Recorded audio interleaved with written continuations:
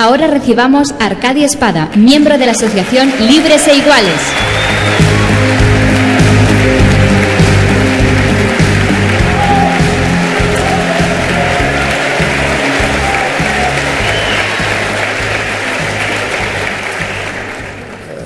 Buenos días, amigos. Estoy encantado de participar en el primer acto de esta gira mundial, supongo, del Movimiento Ciudadano, que significativamente, como no podía ser de otro modo, empieza en la zona erógena española, que en estos momentos es Cataluña.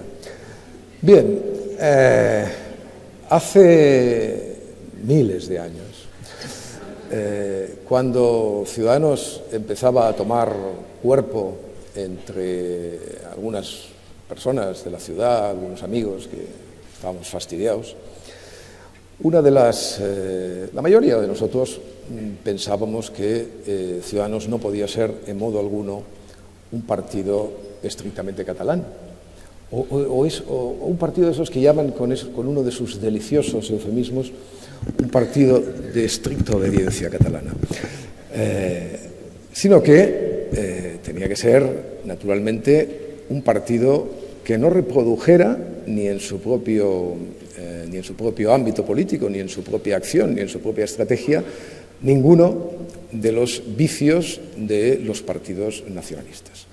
Nosotros creíamos que partidos locales solo podían dedicarse a dos cosas: o a la administración o al nacionalismo.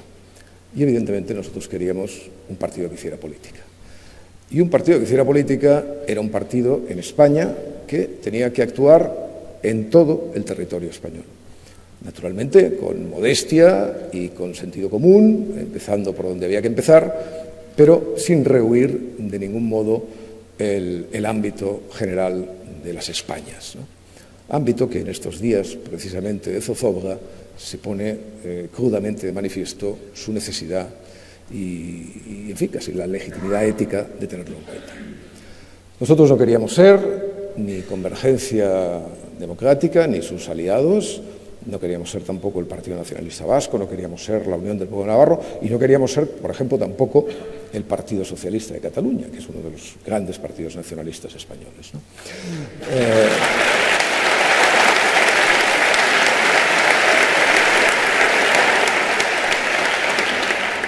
Sobre todo, no queríamos ser el Partido Socialista de Cataluña, porque en realidad el Partido Socialista de Cataluña es el principal responsable de la deriva que el catalanismo político ha sufrido.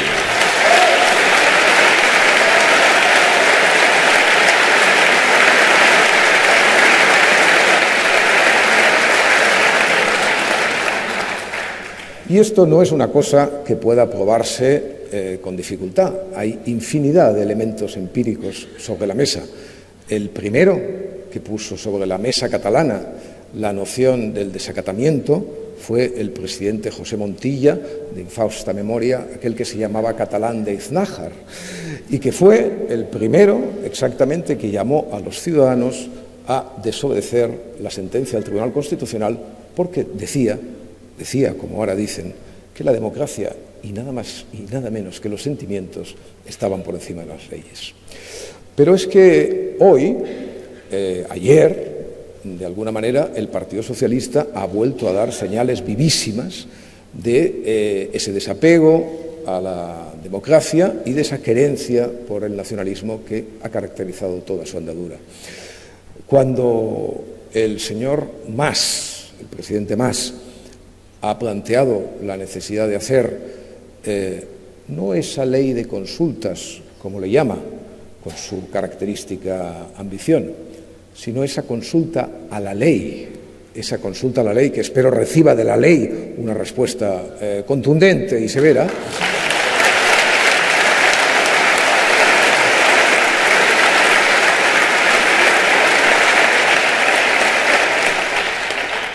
El Partido Socialista, haciéndose el longuis, aprueba y legitima de alguna manera este franco intento de quebrar la legalidad de los nacionalistas. Por lo tanto, ha de ser considerado exactamente igual que ellos ahora y desde la hora de su nacimiento.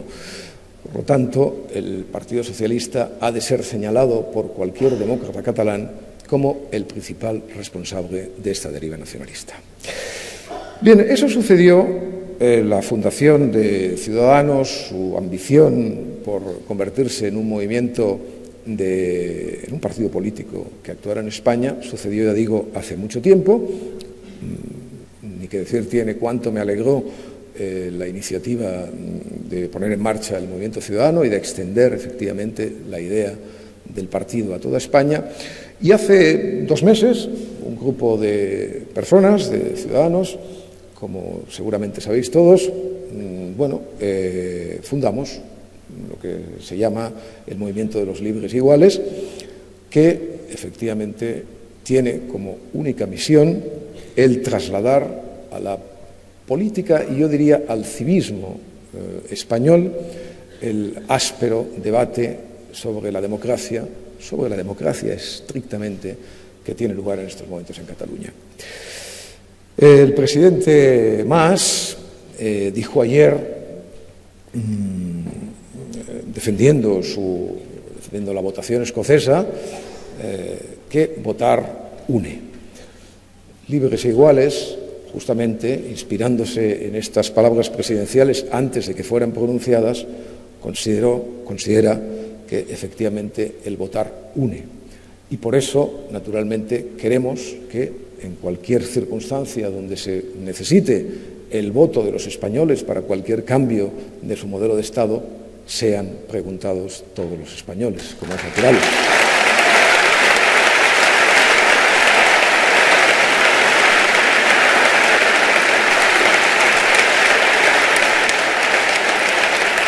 Es decir, uno de los errores que hemos cometido los no nacionalistas, los demócratas en Cataluña en todo este proceso, ha sido siempre plantear actitudes negativas subordinadas al discurso esencialista y segregacionista de Convergencia y sus aliados. Efectivamente, cuando nos han dicho nosotros queremos votar es la libertad, en fin, todas estas paparruchas a las cuales suelen acudir día y noche, nunca tuvimos que reaccionar de manera defensiva, al revés. Siempre tuvimos que hacer lo contrario, que es cogerles la palabra y decirles, naturalmente, nosotros somos los primeros que queremos votar, naturalmente, nosotros somos los primeros que tenemos que participar. ¿Cómo puede usted comprender que los ciudadanos de un Estado no puedan participar en una decisión que supone la destrucción posible de ese Estado? Es completamente ridícula. Por lo tanto, la respuesta que desde Libres e Iguales y la respuesta que desde el constitucionalismo y desde el sentido común hay que dar a esta operación completamente delirante del nacionalismo es justamente decirles, sí, vayamos a votar. Vayamos a votar con independencia de que algunos de nosotros, y evidentemente hablo como casi siempre por mí mismo, consideramos que el referéndum, eso que hoy se exhibe como la forma más depurada de la democracia, es en el fondo la forma más rudimentaria y binaria de la democracia. Una forma completamente ideal para populistas, para dictadores. Nosotros los españoles tenemos una gran experiencia en referéndums y efectivamente todas ellas en circunstancias no democráticas y que solo puede ser usada en casos excepcionales para sancionar cosas concretas y no, naturalmente, el sexo de los ángeles que significa la independencia política en nuestro mundo. Por lo tanto, esa es la actitud, a mi juicio, que los españoles, catalanes o no, debemos tomar ante este reto. Recogerlo, discutirlo, debatirlo, desmenuzarlo, señalar su profunda inmoralidad política, señalar su profundo ahistoricismo, su anacronismo esencial y participar, lógicamente, en su derrota democrática. Ese es el objetivo de Libres e Iguales y ese era también el objetivo de Ciudadanos y creo que ese es el objetivo del movimiento ciudadano que hoy inicia su andadura por España. Por último, el movimiento ciudadano, es decir, la extensión de la idea ciudadana en España, es probablemente, o sí probablemente, una de las más excelentes ideas que se han dado en la política en los últimos años. Pero es una idea cargada de dificultades. Es una idea cargada de dificultades porque, a mi juicio, el movimiento ciudadano tiene que vertebrar la reconstrucción de un espacio político que hoy está huérfano, y no solo huérfano, sino que está sometido a la presión del peor de los populismos, sea de izquierdas o sea de derechas. El movimiento ciudadano tiene que practicar, tiene que reconstruir un espacio que debe estar presidido por dos conceptos claves, a mi juicio. La política, una política adulta y una política moderna. Y digo una política adulta porque en estos momentos la hegemonía del espacio público y mediático español parece estar en manos de chavales. No me parece mal que esté en manos de chavales. Hombre, hay una cosa que sí me parece mal, debo decir, a renglón seguido. Hombre, me parece mal que los chavales de 16 años no puedan hacerse un tatuaje o no puedan conducir coches y sean capaces de destruir un Estado, ¿no?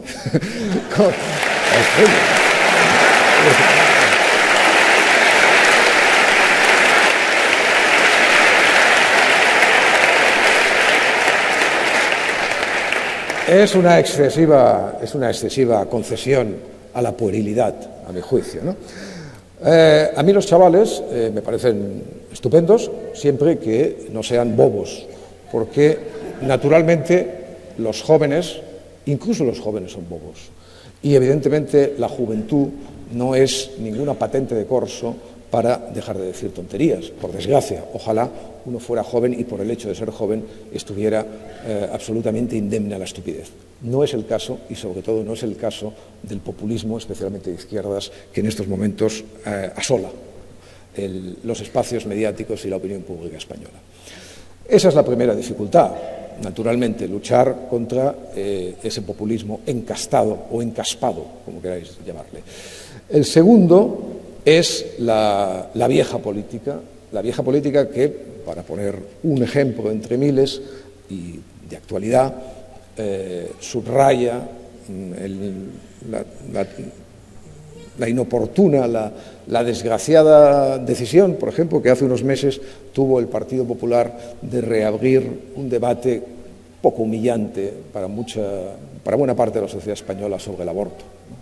Es decir, cuando uno se da cuenta que efectivamente un partido cargado de personas inteligentes, con una potencia de fuego democrático extraordinaria, con élites que, en fin, que piensan, acude por puro prurito electoral a iniciativas de esa naturaleza, bueno, uno se da cuenta que efectivamente la vieja política impregna demasiado la actitud del partido del gobierno en España.